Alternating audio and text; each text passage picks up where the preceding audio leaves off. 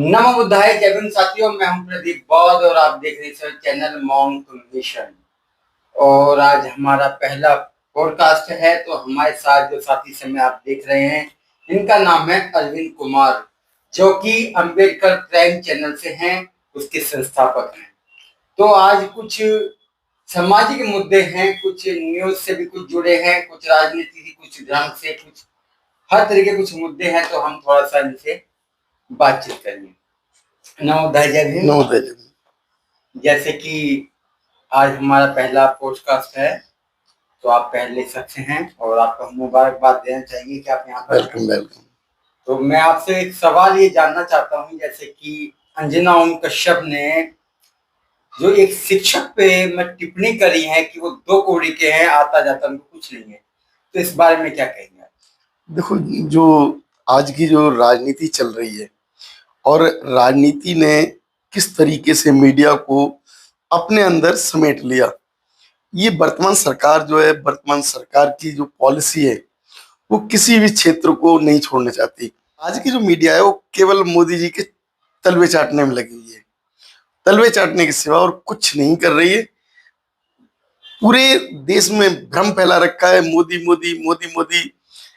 अब हकीकत देखनी है तो विदेशों के जो है न्यूज चेक करो, हमारे मोदी जी वहां बोल ही नहीं पा रहे। मगर विदेश की तो बात हो ही नहीं रही है, क्योंकि विदेश की जो मीडिया है वो सवाल करती है, मगर उसका जो जवाब है मोदी जी को देना चाहिए, मगर मोदी तो देते नहीं है।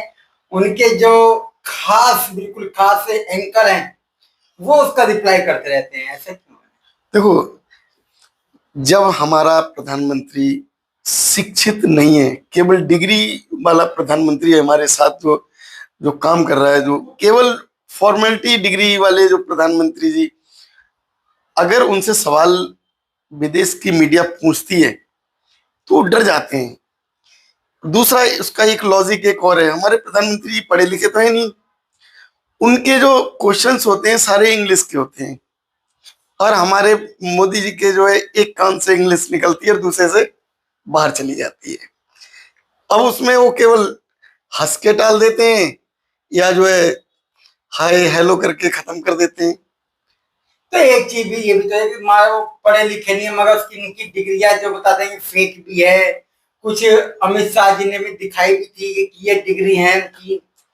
मगर जिस तरीके से देश का जो माहौल बना हुआ है, एग्जाम को देखकर, पढ़ाई को देखकर, नीट का पेपर लीक हो चुके हैं, मगर उस पर भी कोई एक्शन ऐसा कुछ खास देखने को नहीं मिलता। कि जो चीज इनके राज्य में आने के बाद जो पेपर लीक का जो प्रतिक्रिया जो स्टार्ट हो गई है, उसके लिए क्या कहेंगे? देखो, जो शिक्षक होता है वो शिक्षा की वैल्यू जानता है, जो शिक्षित होता है वो शिक्षा की वैल्यू जानता है। ना तो हमारे प्रधानमंत्री कभी शिक्षक रहे और ना ही कभी शिक्षित हुए। अब जब वो दोनों ही क्षेत्र से दूर है तो उन्हें क्या पता कि जो है एग्जाम क्या होता है, एग्जाम की क्या रेपुटेशन होती है। अब उन्होंने जब जो रेपुटेशन को ही नहीं जाना, उन्होंने अंजना ओम कश्यप जैसे पत्रकार रख लिए, पीछे सफाई करने में लग जाती हैं।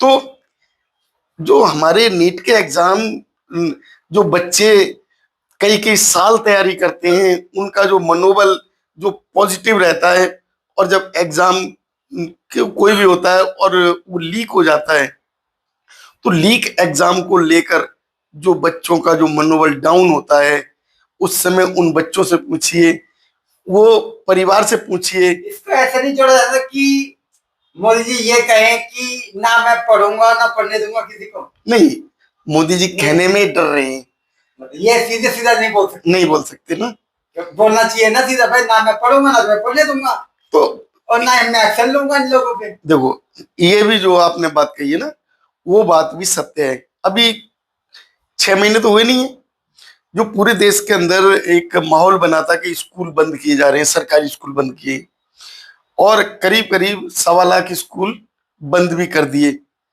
और यही पत्रकार अंजना ओम कश्यप जैसे वो कह रहे थे कोई स्कूल बंद नहीं हो रहा।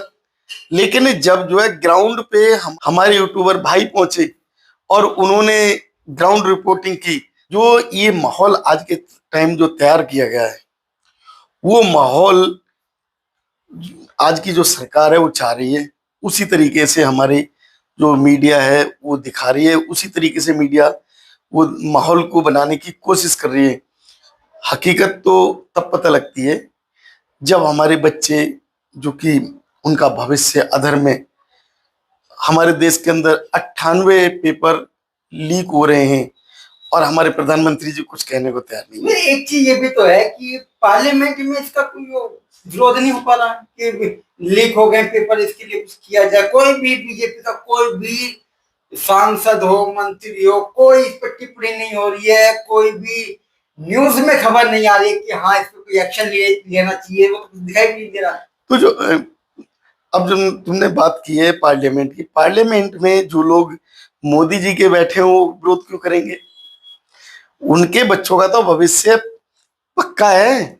मोदी जी ने इतना कलेक्शन करवा दिया, आने वाले जो है 7 पीढ़ियां उसको आराम से खाएंगी। तो फिर जो विधायक एमएलए एमपी संसद में बैठे हैं वो क्यों चर्चा करेंगे? चर्चा करने की बात तो जो है उस गरीब आदमी से पूछो।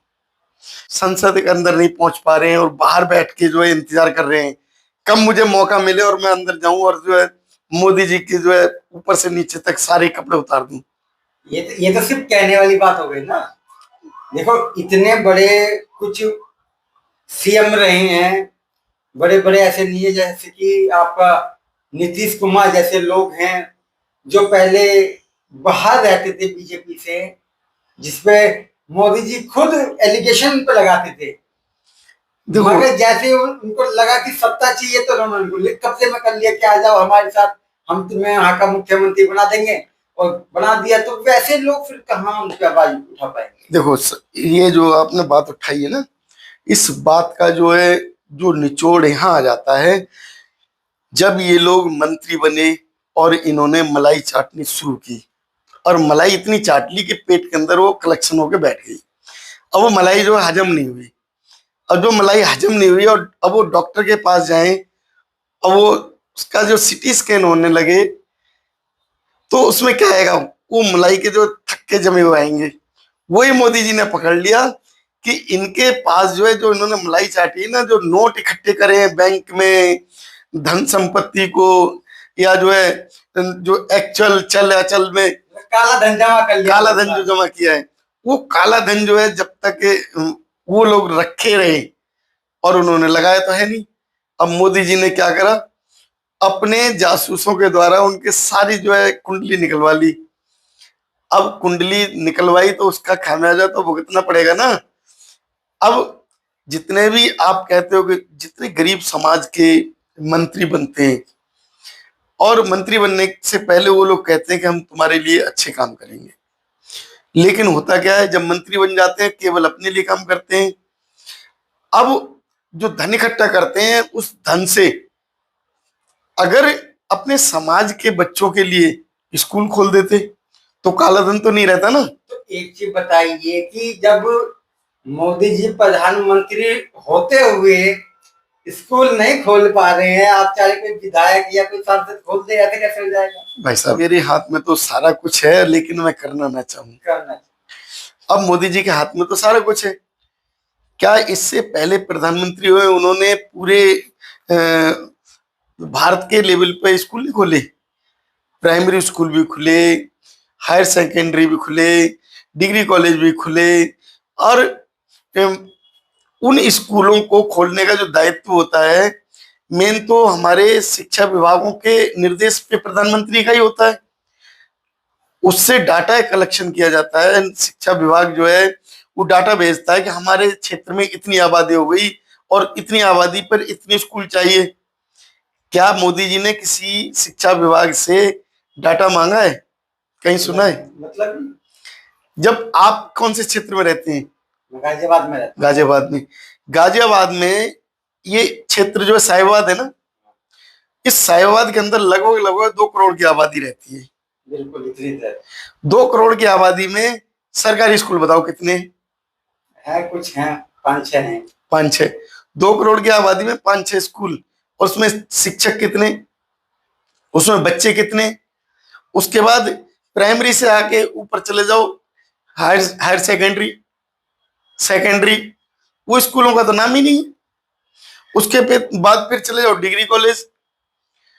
डिग्री कॉलेज को बनाने के लिए कोई बड़ी आबादी की जरूरत नहीं होती है। डिग्री कॉलेज को बनाने के लिए तो करीब करीब जो है हमारे क्षेत्र में 30 से 40 हजार की आबादी है, तो डिग्री कॉलेज चाहिए, क्योंकि 30 से 40 हजार आबादी के बच्चों के लिए डिग्री कॉलेज की जरूरत होती है। ये स्कूल जो बंद करे जा रहे हैं दबा के, जो है इस समय मौजूदा जो सरकार है, ये देख रही है कि कहीं भी मतलब स्कूल व्यवस्था खराब है तो चलो उनको बेच दो या उनको खत्म कर दो, तो कहीं ना कहीं अनएम्प्लॉयमेंट तो आएगी है ना। अभी परसों की बात है,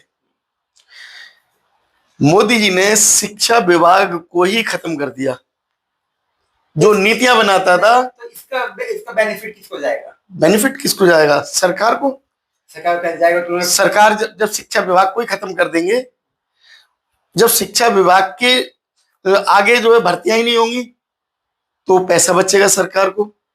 जब शिक्षा विभाग खत्म हो जाएगा तो आगे नीतियां बनाने वाला जो डिपार्टमेंट है, जो शिक्षक है, वो आगे कैसे निकल जाएगा? तो मोदी जी अपने आप नीतियां बनाएंगे, बंद करने की स्कूलों की, बच्चों को अनपढ़ करने की, मोदी मोदी मोदी चिल्लाने वालों की। अनपढ़ रहेगा इंडिया तभी तो अनपढ़ बनेगा इंडिया। यस। अब सबसे बड़ी बात क्या है, आज के टाइम जरूरत है ठेकों की, जो मोदी जी खुलवा रहे हैं। जरूरत है अंधभक्तों की, तो मोदी जी वो बना रहे हैं। अब शिक्षित अगर कर देंगे तो फिर मोदी जी को कौन पूछेगा? वो एम्प्लॉयमेंट मांगेंगे। अब मोदी जी ने एम्प्लॉयमेंट तो खत्म कर दिया, सरकारी विभाग की जितनी नौकरियां थी वो तो सारी खत्म कर दी। अगर सरकारी विभागों को ही खत्म कर रहे हैं मोदी जी, तो फिर जो है मोदी जी से सवाल कौन करेगा? और अब तो एक तरफा जो है राज्य चल रहा है, 23 राज्यों में मोदी जी आ चुके हैं। अब मोदी जी क्या करें? ऐसा है कि चाहे कुछ भी हो, मोदी में दम तो है।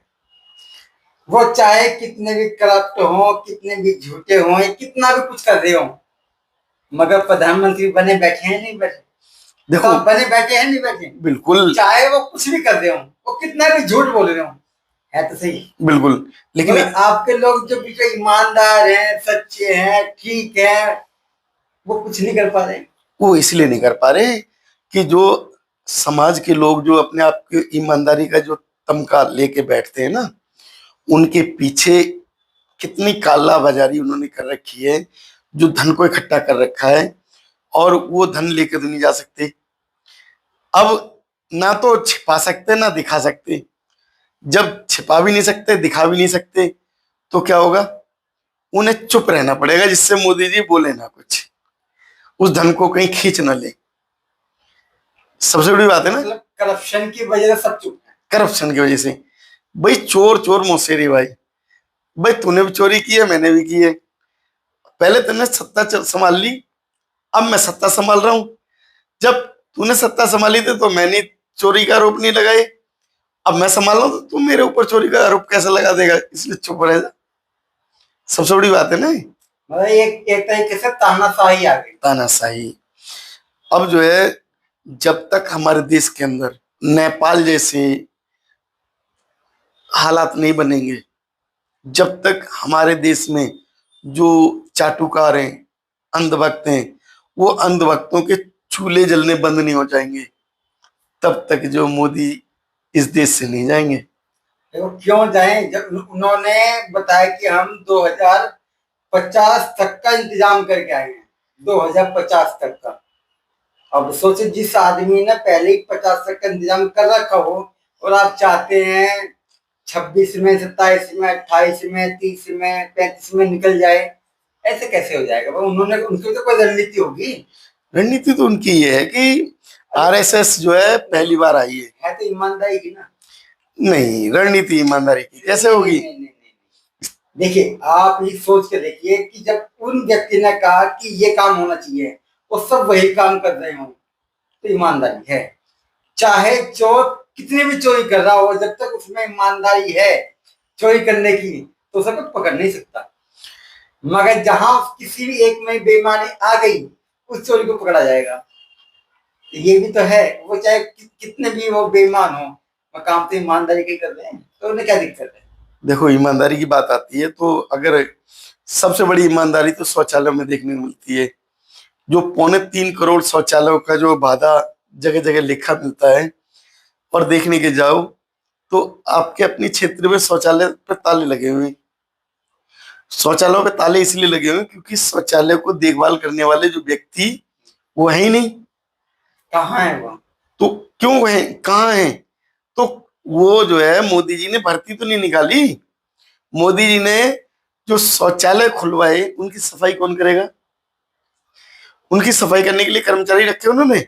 जब नहीं रखे तो उनके अंदर गंदगी भर गई। अब कोई आदमी गंदगी को वीडियो, आज के टाइम हमारे जो यूट्यूबर भाई हैं वो इतने ज्यादा चालाक हो गए हैं कि वो गंदगी में भी जो है फोटो निकाल लाते हैं और दिखाते हैं कि देखो जी मोदी जी क्या कर रहे हैं। सब गंदगी की बात बता रहे हैं, से आप एम्प्लॉय की बात बता रहे हैं कि एक समाज है जो पहले मेहतर समाज होता था, उसके बाद वो चोड़ा समाज हुआ, उसके बाद वो भंगी समाज हुआ, उसके बाद वो वाल्मीकि समाज हुआ। इनका नाम तो बदले गए हैं, मन की काम नहीं बदल पाई। जो काम करने का जो सिस्टम है वो नहीं बदला, और इनका जो एक नेचर से जो मतलब इनके अंदर जो एक भावना भर दी गई है कि आप सिर्फ गटर का ही काम करेंगे, और ये लोग भी इतना अपने आप को इतना अच्छा मान लेते हैं कि मतलब हाँ गटर काम तो हमारा ही है, कोई और करेगा तो उस पर एक्शन लिया जाएगा। ऐसा क्यों है, मतलब ये समाज ऐसा क्यों हो रहा है। देखो, एक जो है कहावत है कि जो आदमी टूटा हो, जो आदमी गरीब हो, जो आदमी पिछड़ा हो, उसको आप उठाने की कोशिश करोगे ना एक साथ, तो कहीं ना कहीं उसे दर्द होगा। और यही काम मायावती जी ने किया था। मायावती जी ने अपने समय में जो स्वीपर की वैकेंसी भरी थी, उस वैकेंसी में ब्राह्मण भी भर्ती कर दिए। ये वाल्मीकि समाज कोर्ट में पहुंच गया था और कोर्ट में लड़ाई लड़ी कि जी हमारी वैकेंसियों को ब्राह्मण खा गए। लेकिन इन्होंने ये नहीं सोचा कि मायावती जी ने वो आपकी पोस्ट नहीं खाई। मायावती जी ने उन ब्राह्मणों को वो काम पे लगा दिया था जो काम ब्राह्मण सदियों से करवाता है, हजारों सालों से करवाता है। उस गंदगी के अंदर घुस के कैसा महसूस होता है वो ब्राह्मण ने देखा, और फिर ब्राह्मण ने जब देखा तो गंदगी का एहसास हुआ, तो उससे ये उसकी सोच में थोड़ा बहुत परिवर्तन हुआ। अब ये जो समाज है जिसे आप वाल्मीकि समाज कह रहे हो, इस वाल्मीकि समाज को जैसे जैसे सरकारें आई और जिसको उसका लाभ लेना था, उन्होंने लाभ लेने के लिए उसे कभी मेहतर बनाया, कभी वाल्मीकि बनाया, और कभी उससे गटर में घुसाया, लेकिन वो फिर भी नहीं समझ पाया। जिस मायावती जी ने उन्हें गटर से निकालने की कोशिश की, दोबारा जैसी बीजेपी आई फिर वो गटर में घुस गए। पहले तो मायावती जी के समय जो भर्तियां होती थी सरकारी सरकारी भर्ती करी गई, इसलिए ब्राह्मण जो है गटर में घुसने को तैयार हो गया। लेकिन आज अगर कहने लोगों ब्राह्मण को कि जो है कॉन्ट्रैक्ट बेस पे घुस जाएगा 6,000, 7,000, 8,000 सैलरी में, लेकिन ये वाल्मीकि समाज आज भी 6,000, 7,000, 8,000 में गटर में घुस रहा है। कितने बार हमने समझाया कुछ लोगों को कि भाई ये काम छोड़ दो, आप जो है इस जगह रहते हो, दिल्ली में रहते हो, तो आपके बॉर्डर को पार करके आ जाओ और यहाँ चाय की दुकान लगाओ, कौन आपको पहचानेगा? कोई चाय आपके पीने से मना करेगा? वहां से आओ इधर खाना बनाओ, नाश्ता बनाओ, कोई खाना खाने से मना करेगा? कोई नहीं करेगा। लेकिन ये लोग सुधरने को तैयार नहीं। ये अभी 1 महीना पहले लड़ाई लड़ रहे थे एनसीटी की दिल्ली के अंदर, कहा जी हमारी वैकेंसी जो है भर्ती नहीं करेगी, 30 साल हो गई, 30 साल से हम लोग जो है कॉन्ट्रैक्ट पे चल रहे हैं, पक्के नहीं किए गए, पक्के नहीं किए गए, वैकेंसी नहीं निकाली गई, हम पे ज्यादा लोड पड़ रहा है। अरे क्यों कर रहे हो इस काम को? एक भाई तो ऐसा मिला, जो पढ़ाई लिखाई करने के बाद भी जो एडवोकेट, और एडवोकेट की उसने 30,000 कोर्ट में बता रहा है कि कुछ दिन प्रैक्टिस भी की और वापसी आ गया, कह रहा है मेरे पापा मर गए तो मेरे पापा की जगह जगह है तो उसे मुझे मुझे सरकारी नौकरी मिल गई। अरे मैंने की तो वहां पर वकालत तेरी अच्छी थी जो लोगों को सुनाता था, और यहाँ तू गटर में घुस रहा है और लोग तुझे सुना रहे हैं। मतलब एक तरीके से फक्र महसूस करते हैं गटर का काम करने में। गटर में काम। अब बाबा साहब ने इतना समझाया लेकिन ये समझ नहीं रही। इन्हें समझाने के लिए लगभग लगभग ही मान के चलो अभी 2 पीढ़ियां और बीतेंगी। जो अभी जनरेशन आ रही है ना, वो गंदगी से नफरत कर रही है। तो अभी जो नई जनरेशन है वो नहीं चाहती कि इस व्यवस्था में रहें, इससे बाहर निकले। बिल्कुल। हमारी बात हुई जब जो है कवर लेने वाले लोग थे, उन्हें जब हमने समझाया बात की तो कह रहे अंकल जी चाहे कुछ भी हो जाए, ना तो हम गटर में घुसेंगे ना हम सफाई करेंगे, हम पढ़ते हैं, हम पढ़ लिख कर चाहे हमें चाय की दुकान लगानी पड़े ये काम नहीं करेंगे। मतलब ये सरकार को भी इस पर कुछ पहल करनी चाहिए ना। सरकार क्यों करेगी? अगर सरकार पहल कर देगी तो फिर गंदगी कौन उठाएगी? सरकार उठाएगी। भाई सरकार पहल क्यों करे? क्यों चाहे एक आदमी जो जानबूझ के गटर में घुसा हुआ है, क्या सरकार अपने भी हाथ गंदा करने के लिए निकालेगी क्या उसको?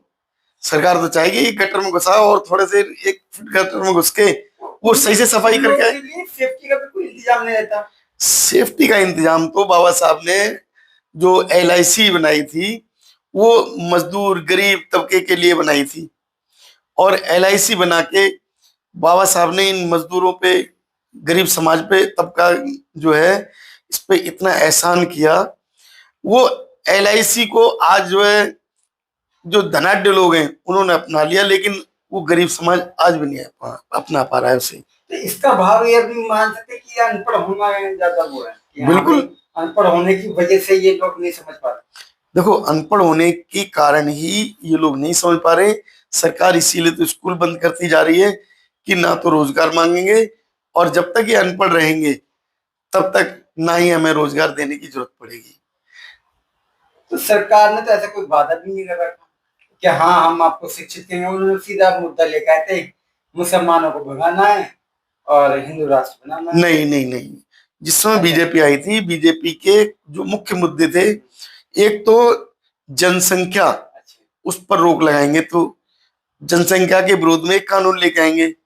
और दूसरा सबसे बड़ा मुद्दा था, क्योंकि जैसे बीजेपी आई उस समय अचानक जो है लोग रिटायरमेंट हो रहे थे बीजेपी के पीरियड में, क्योंकि जो आजादी के समय भर्ती हुए थे बीजेपी के समय वो लोग रिटायर हो रहे हैं। तो रिटायरमेंट के समय जब बीजेपी ने मुद्दा उठाया कि 3.5 करोड़ वैकेंसी हर वर्ष भरेंगे, मुझे प्रधानमंत्री बनाओ, और जनता भोली वाली उसने प्रधानमंत्री बना दिया। लेकिन वही प्रधानमंत्री वो भोली वाली जनता को कह रहा अब नहीं, अब तो तुमने मुझे प्रधानमंत्री बना दिया, अब तुम्हारी क्यों सुनूंगा। उन्होंने 3.5 करोड़ जो है 12 साल में भी वैकेंसी नहीं भरी। सबसे बड़ा मुद्दा तो ये है, जो 1 साल का वादा था वो 12 साल में भी नहीं निभा पाए। तो जो सरकार है ये किसी भी एंगल से समाज के लायक नहीं है। ये सरकार केवल अडानी और अंबानी के लायक है, जो कि उन्हें लाभ पहुंचाए। अभी देखो तेल आ रहा था रशिया से, रशिया तेल दे रहा है, जो हमारा मित्र है, जो कि द्वितीय विश्व युद्ध में जिसने जो पूरी भागीदारी निभाई थी हमारे देश के साथ और हमारे साथ डट के खड़ा रहा। ईरान है, वो हमारे साथ खड़ा रहा। अब इन जो विदेश नीति जो पहले जो की जाती थी, डोनाल्ड ट्रंप ने तो बोल दिया ना कि आप 1 महीने के लिए तेल दे सकते, मैं छूट दे रहा हूँ, तो फिर मोदी जी को जाओ तेल ले लो, तेल ले लो। अभी मेरे एक जानने वाले जो है राजस्थान से आए, कह रहे भाई साहब राजस्थान के अंदर डीजल नहीं मिल रहा है, पेट्रोल की तो बात लग रही, कोई आदमी प्राइवेट गाड़ी नहीं चला पा रहा। पेट्रोल पंपों पे लाइन लगी हुई है, 100 गाड़ियों की लाइन है, जैसे CNG पे पंप पे होती थी पहले। जो पहले CNG पंपों पे लाइन होती थी, आज राजस्थान के अंदर डीजल और पेट्रोल के पंपों पे लाइन है और 112 रुपए लीटर दे रहे हैं। सोचो, राजस्थान गरीब, राजस्थान के अंदर साधन कम है, हर तरीके से आदमी गरीब है। कुछ लोग जो कि पॉलिटिक्स में पहुंच गए, उन्होंने धन इकट्ठा कर लिया, उनको छोड़ के जो समाज गरीब है, सरकारी नौकरियां खत्म कर दी, उन बेचारों को खाने के लिए व्यवस्था करने के लिए पैसा है नहीं। वो डीजल पेट्रोल 112 रुपए लीटर कहां से लेंगे? लेकिन जरूरत तो है। जरूरत है, लेकिन फिर भी नहीं मिल पा जो रहा। व्यक्ति खेती कर रहा है और उसे अपना जो माल है वो बेचना है मंडी में जाके, तो उसको डीजल तो लेना पड़ेगा। भाई राजस्थान के अंदर खेती कितनी होती है? हम बहुत खेती होती है। बहुत कम खेती है। आप मैं आपको बता देता हूँ, जो मूंगफली है, अब भरतपुर से चली जाइए आप, नहीं, तो उससे खूब दो चार फसलों के सिवा कहाँ फसलें होती हैं? अब उन्हें मान लो अगर साल में एक बार हो गया, वो भी बारिश पर निर्भर है। बारिश हो गई तो बाजरा हो गया, बारिश हो गई तो मक्का हो गई, वरना कहाँ है? जो दलहन वाली फसलें हैं वही तो पैदा हो रही हैं, जो दाने वाली हैं, और कहाँ है? अब उनको तो छोड़ो, जो वहां का जो किसान है भेड़ बकरियों से अपना काम चलाता है, भेड़े पालता है, बकरियां पालता है, गाय पालता है, और वो बेचारे गाय कलेक्शन करके वो सारे अडानी वगैरह के जो गोदाम है उनमें भेज दिए जाते हैं, और वो बीफ जो है विदेश चला जाता है। तो आज के देश में जो हमारी जो सरकार है ना, उन्होंने अभी एक और बात कही कि जो गाय 14 साल की हो जाएगी उसको काटा जा सकता है। 14 साल तक तो माता है, परमिशन लेगी, मतलब 14 साल तक तो माँ है, 14 साल के बाद वो माँ नहीं रहेगी, उसको क्या नाम दे दोगे आप? ये तो सरकार ही बताएगी क्या करना उसका। तो 14 साल के बाद अपनी माँ को काट देंगे? ये तो जो गौ रक्षक हैं वो बताएगी चीज को। तो गौ रक्षक उनसे पूछा जाए, वो जो सींगों का व्यापार हो रहा है, सींगों से बड़े बड़े जो है चूड़ियों के या नक्काशी के काम हो रहे हैं, वो जो काम है वो करने के लिए तो इन्हें सींग चाहिए, और सींग के लिए ये गाय भैंस काटते हैं, और फिर जो नक्काशी होती है उन्हें तराश के और फिर विदेशों में बड़े बड़े कीमत पे बेच के जाते हैं। उनका मांस जो है वो भेजा जाता है, उनकी खाल भेजी जाती है। एक रोजगार तो है ही। तो फिर जो है हिंदू मुस्लिम क्यों होता है? तो जो अभी जो सरकार है, जो भी बीफ के नाम पे, गौ माता के नाम पे जो जगह जगह विवाद खड़े कर रही है, उनसे सरकार बन रही है। और जो सरकार जब ये मुद्दे छोड़ देगी, जब शिक्षा के ऊपर काम होने लगेगा, लोग शिक्षित हो जाएंगे। उसमें जो मुस्लिम को जो टारगेट किया जा रहा है, मुसलमान तो खुद बांग्लादेश का जो है और सही बंगाल का जो है कि वो खुद कह रहा है कि इसको राष्ट्रमाता घोषित करो, तो वो क्यों नहीं कर रही है सरकार? देखो, बंगाल का मुसलमान कह रहा है ना, अपने अपने क्षेत्र का मुसलमान कहाँ कह रहा है? अपने क्षेत्र का तो नहीं कह रहा ना। बंगाल इतना पिछड़ा है, उससे किसी तरीके से दबा लूं। अभी जो ममता बनर्जी वगैरह को देखो कैसे दबा दिया, पूरी तरीके से खत्म कर दिया। अभी खोड़ा के अंदर जो केस हुआ, खोड़ा के अंदर केस करने वाला वो लड़का है, उसकी फेसबुक आईडी पे उसने लिखा है, जिस समय उसका कत्ल कर दिया, कत्ल करने के बाद उसने बोला है कि मैंने हलाल कर दिया उसको, और अब मैं कुछ दिनों के लिए जेल में जाता हूं साथियों, मेरा ध्यान रखना। अब उस पर लिखना नहीं आया, उसमें लिखने में ही कितनी गलतियां कर रखी हैं। तो सोचो, वो बोल रहा है, भाषा उसकी है, वो अनपढ़ भाषा है। तो जब तक मुस्लिम समाज जो है पढ़ेगा नहीं, तब तक अच्छाई बुराई में फर्क भी नहीं जान पाएगा, और जो सरकार ऐसे ही रोटियां सेकती रहेगी। भाई सरकार तो चाहती है कि अपनी सुरक्षा को मजबूत करना, मुसलमान ही नहीं होने दे रहा तो कैसे होगा? देखो, जो एक मौलवी ने एक स्टेटमेंट दिया है कि कुरान जो है वो आतंकवादी बनाती है। अब जो कुरान ही आतंकवादी बना रही है, और मौलवी खुद कह रहे हैं इस बात को। एक महिला, उसने पूरा मतलब जो है बयान देके पूरे भारत के मीडिया को चौंका दिया। उसने खुद कहा है कि जो मस्जिदों में, जो मदरसों में शिक्षा दी जा रही है, वो आतंकवादी बनाने के लिए दी जा रही है। और जो इनकी जो शिक्षा में जो कुरान जोड़ी हुई है, जो कुरान पढ़ने वाला व्यक्ति या तो जो है वो मुस्लिम धर्म को छोड़ देगा या फिर जो आतंकवादी बन जाएगा, कट्टर। तो इस तरीके की अगर बात जो है मुस्लिम समाज के लोग कह रहे हैं तो दूसरे को आरोप लगाने की जरूरत ही नहीं है, और इसी का सरकार फायदा उठा रही है। चलो, ये इसका जो जवाब है हम जनता से लेना चाहेंगे। जनता जो भी सही सवाल का जवाब देना चाहिए वो दे सकती है।